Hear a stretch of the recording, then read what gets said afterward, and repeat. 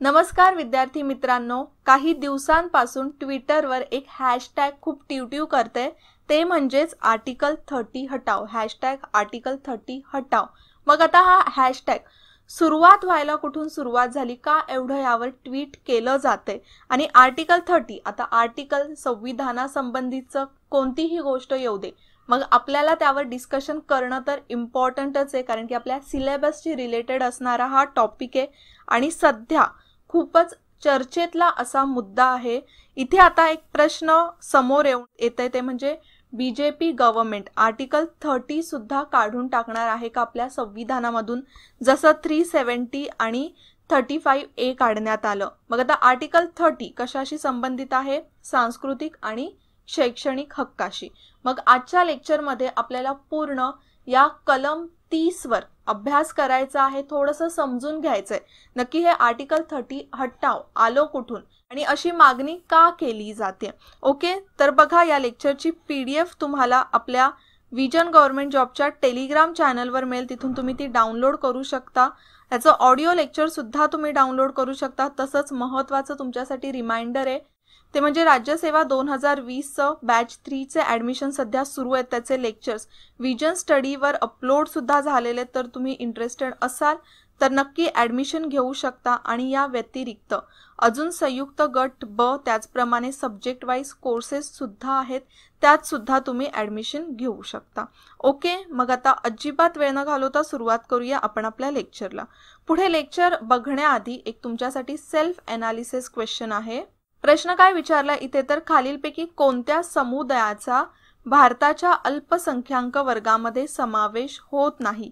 इथे महत्त्वाचं आहे, जर आपण आता आर्टिकल 30 चा अभ्यास करतोय ना, तर हा रिलेटेडच आहे अल्पसंख्याकांशी, म्हणून इथे तुम्हाला माहित असणं गरजेचं आहे की कोणकोणत्या समुदायाचा या वर्गामध्ये समावेश होतो, कोणाचा होत नाही। होतो माहित असेल की कोणाचा होत नाही, ते ऑटोमॅटिक आपल्याला माहितच पडतं। मग इथे काही ऑप्शन्स दिलेत आणि याचं उत्तर आपल्याला लेक्चर मध्येच मिळणार आहे।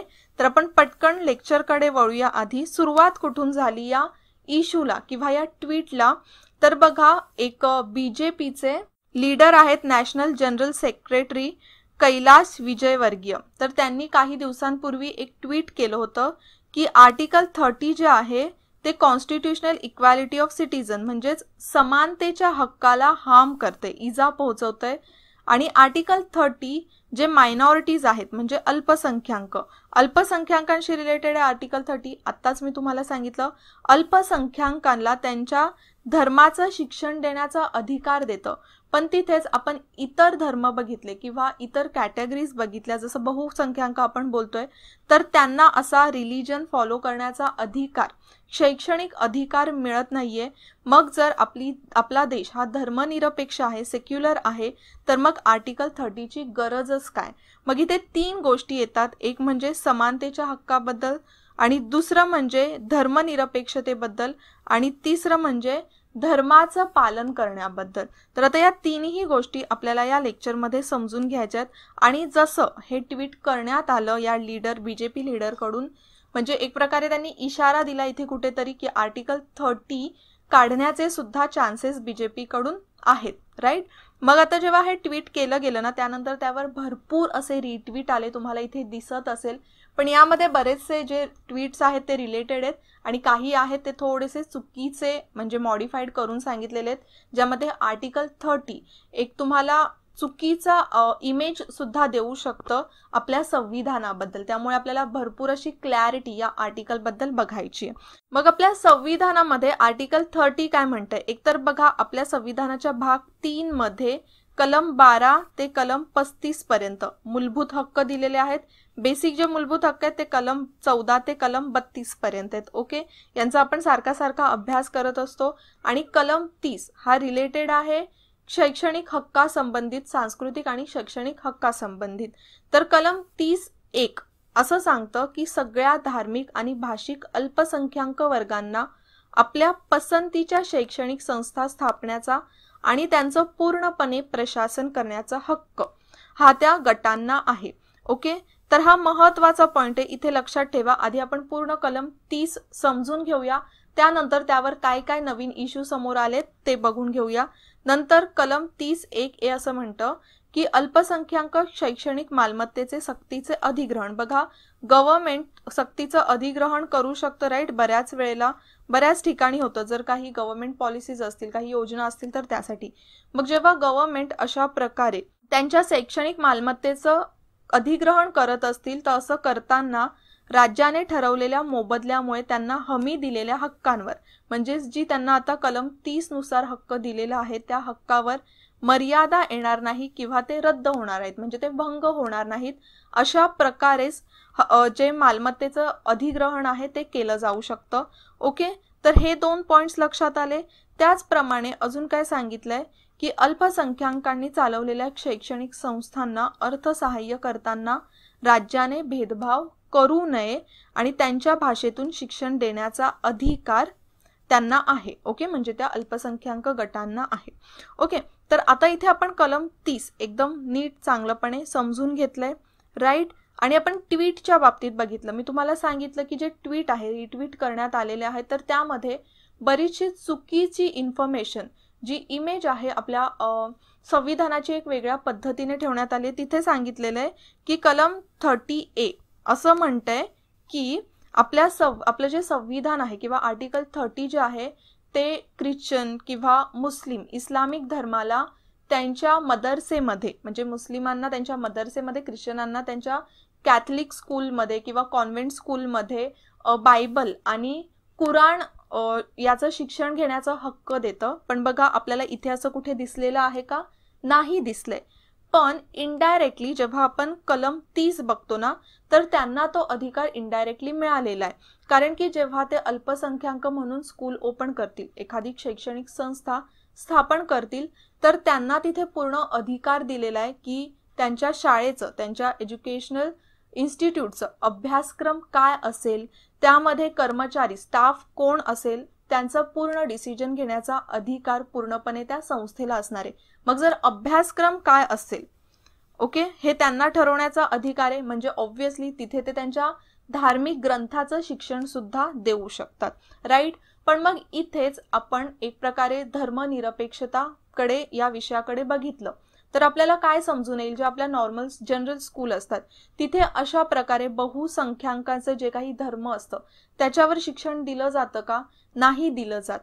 मग इथे बऱ्याच वेळेला असं आर्ग्यू केलं जातं, धर्मनिरपेक्षतेचं तत्व आपल्या संविधानाने स्वीकारलेलं आहे, आपल्या देशाने स्वीकारलेलं आहे, मग ते कम्प्लिटली फॉलो केलं जातंय का? नाही केलं जात, राईट. म्हणजे आपल्याला इथे फरक आढळून येतोय बहुसंख्याक आणि अल्पसंख्याकांच्या बाबतीत. अल्पसंख्याकांना त्यांचं धार्मिक शिक्षण घेण्याची एक सवलत मिळालेली आहे आर्टिकल 30 मुळे, पण तिथेच बहुसंख्याकांना तो हक्क मिळत नाहीये. ओके, तर इथे आला धर्मनिरपेक्षतेचा इशू. तसंच आपण समानता सुद्धा म्हणू शकतो, जसं कलम 14 आपल्याला समानतेचा हक्क देतो, राईट, की कायद्यासमोर प्रत्येक व्यक्ती समान असेल आणि कायद्याचं सगळ्यांना समान संरक्षण असणार आहे, तर ते सुद्धा इथे मिळत नाहीये. जरी कोर्टाने असं सांगितलं असेल की अल्पसंख्याकांना समानतेपर्यंत येण्यासाठी, म्हणजे बहुसंख्याकांची समानता करण्यासाठी हे आर्टिकल दिलेलं आहे, तरी सुद्धा इथे मग बहुसंख्याकांवर कुठेतरी अन्याय होतोय. असं हे भरपूर वेळा आर्ग्यू आधीपासून झालेलं आहे, बऱ्याच महिन्यांपासून हे चालू आहे. पण आता सध्या आपण जर ट्विटरवर बघितलं तर मग हे हॅशटॅग आर्टिकल 30 हटाव एकदम जोराशोरात चालू आहे.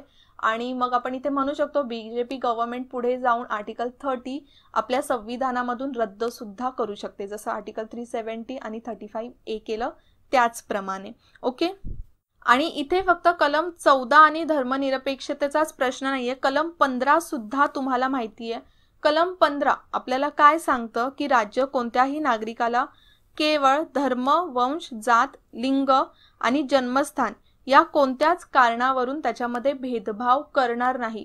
तर आर्टिकल 30 मध्ये तुम्हाला असं थोडं वाटून येते का कुठे धर्मामुळे इथे थोडासा भेदभाव होतोय, बहुसंख्याक आहेत त्यामुळे त्यांचा हा अधिकार कुठेतरी हिरावून घेतला जातोय.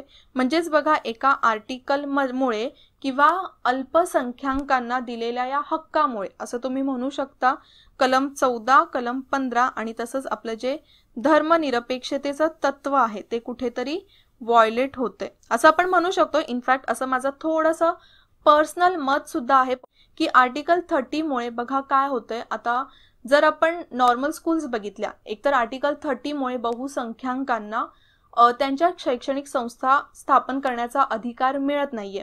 जरी त्यांना असं वाटलं की त्यांनी त्यांचं धार्मिक शिक्षण घेतलं पाहिजे, जसं भगवद्गीता हिंदूंमध्ये शिकवलं जातं, राईट आहे ना, तर मग त्याचं शिक्षण जर त्यांना घ्यायचं असेल, क्युरिओसिटी असेल शिकायची, तर ते शिकू शकत नाही. घरी बसूनच त्यांना ते वाचन करावं लागेल, शिक्षण प्रॉपर त्याचं मिळणार नाही. पण तिथेच इथे अल्पसंख्याकांना त्यांच्या शैक्षणिक संस्था स्थापन करण्याचा अधिकार, त्यांचा सिलेबस ठरवण्याचा अधिकार त्यांना दिलेला आहे. त्यामुळे ते स्वतःच्या धर्माचा अभ्यास प्रॉपर करू शकता. मग इथे जी समानता आपल्याला मिळालेली आहे किंवा धर्मनिरपेक्षता आहे ती व्हायोलेट झालेली दिसून येतेच आहे, काही प्रमाणात का होईना दिसून येतेच आहे. जरी आपल्याला सर्वोच्च न्यायालयाने सांगितलं असेल की समानता म्हणजेच अल्पसंख्याकांना बहुसंख्याकांच्या समानतेत आणण्यासाठी हा अधिकार असला, तरी सुद्धा आता या अधिकारामुळे, या हक्कामुळे बहुसंख्याकांना समानता मिळत नाहीये असं आपण म्हणू शकतो. ओके, आणि हे माझं पर्सनल मत आहे. तुमचं काय मत आहे आर्टिकल 30 बद्दल? नक्की यामुळे हे जे बाकीचे आर्टिकल्स आहेत किंवा जो हक्क आहे इतरांना मिळालेला, अदर्सना मिळालेला, तो व्हायोलेट होतोय का? तुम्ही नक्की तुमचं जे मत आहे, तुमचा जो पॉइंट ऑफ व्ह्यू आहे कमेंटमध्ये सांगा. राईट, आता इथपर्यंत तर आपण बघितलंय. मग आता आपल्याला अल्पसंख्याक कोण आहेत ते सुद्धा जरासं समजून घेतलं पाहिजे. तुम्हाला सुरुवातीला प्रश्न सुद्धा मी तोच विचारलाय. मग बघा, एकूण 6 समुदायांना सध्या अल्पसंख्याकांचा दर्जा आहे. मुस्लिम, शीख, ख्रिश्चन, पारसी, बौद्ध आणि जैन. तर असे 6 धर्म आहेत किंवा हे समुदाय आहेत ज्यांना अल्पसंख्याकांचा दर्जा मिळालेला आहे national commission for minorities act 1992 नुसार. आता 2004 पर्यंत तरी या एवढ्या मायनॉरिटीज आहेत, त्यानंतर अजून काही चेंजेस करण्यात आले नाहीत. ओके, मग इथे आपल्याला सुरुवातीला बघितलेल्या प्रश्नाचं उत्तर सुद्धा मिळालेलं आहे. कोणत्या समुदायाचा अल्पसंख्याक वर्गामध्ये समावेश होत नाही? 6 वर्ग आपण बघितले. मग इथे कोणाचा समावेश होत नाही? ख्रिश्चन तर आहे, शीख आहे, बौद्ध आहे, पण ज्यू नाहीये आणि पंजाबी नाही. मग उत्तर येणार आहे आपलं पर्याय क्रमांक 2 प आणि ई, पंजाबी आणि ज्यूज.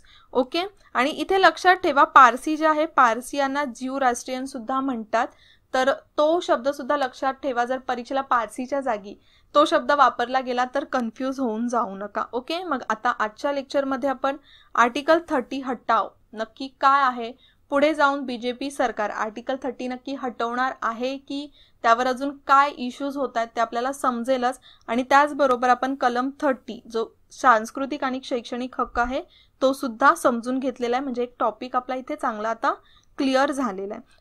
ठीक आहे, आता जाता जाता फक्त एवढंच सांगेल की आपलं विजन स्टडीचं ॲप आता प्ले स्टोअरवर आहे, तर तुम्ही तिथून ते डाउनलोड करू शकता. त्यामध्ये बरेचसे कोर्सेस आहेत सब्जेक्ट वाईज. राज्यसेवा कोर्स सुद्धा आता ॲडमिशन आहे, तर त्याला तुम्ही ॲडमिशन घेऊ शकता. टेस्ट सिरीज आणि संयुक्त गट ब चं कोर्स अवेलेबल आहे. आणि त्याचप्रमाणे प्रॅक्टिस टेस्ट सुद्धा आहेत विजन स्टडीवर. त्यामध्ये विनिंग वेनसडे, डेली टेस्ट आणि स्टनिंग सॅटर्डे, तर या टेस्ट सुद्धा तुम्ही कंडक्ट करू शकता. ओके, मग आता आजच्या लेक्चरमध्ये आपण इथेच थांबूया. पुन्हा भेटूया नेक्स्ट लेक्चरला. तोपर्यंत जय हिंद, जय महाराष्ट्र आणि थँक्यू. विजन स्टडी स्मार्ट विद्यार्थ्यांसाठी स्मार्ट लर्निंग प्लॅटफॉर्म. तुमच्यासारख्या हजारो तरुणांना, गृहिणींना व जॉब करणाऱ्यांना सरकारी नोकरीच्या तयारीसाठी मार्गदर्शन करत आहे. तुम्ही विजन स्टडीच्या सेवेचा लाभ कुठूनही आणि कधीही घेऊ शकता, ज्यामुळे तुमचा शहरात येऊन राहण्यासाठीचा पैसा आणि वेळ दोन्हीही वाचेल. म्हणूनच वेळ न वाया घालवता आजच प्रवेश घ्या आणि तुमच्या स्वप्नातील सरकारी नोकरीच्या एक पाऊल जवळ जा, तेही अगदी माफक दरामध्ये. तर वाट कशाची पाहताय? एक उज्ज्वल भविष्य तुमच्या समोर आहे. आम्ही प्रवेश घेतलाय, तुम्हीही घ्या. अधिक माहितीसाठी आजच भेट द्या. Visit www.visionstudy.in. हो, स्वप्न पूर्ण होतात.